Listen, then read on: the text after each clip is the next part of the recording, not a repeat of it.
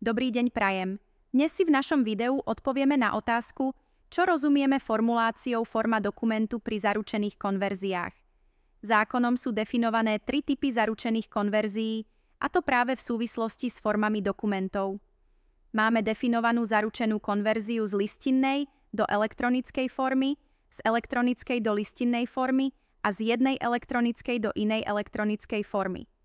V praxi sa však najbežnejšie používajú len prvé 2 typy zaručených konverzií z elektronickej do listinej a z listinej do elektronickej formy.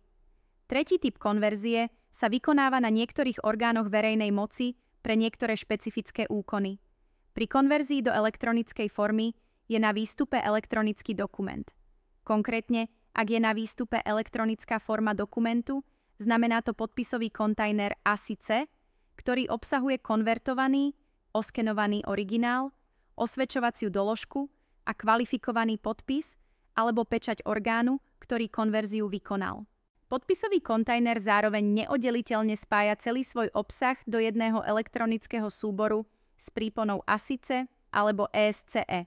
Pri konverzii do listinej formy je zase na výstupe procesu papierový dokument. Ak je na výstupe listinná forma, tam musia byť všetky súčasti, to jest skonvertované listiny a vytlačená osvedčovacia doložka spojené fyzicky, trikolórou a zapečatené odtlačkami úradných pečiatok. Informácie v tomto videu pripravila služba podpisuj.sk, výrobca softvéru pre dôveryhodné služby a zaručené konverzie.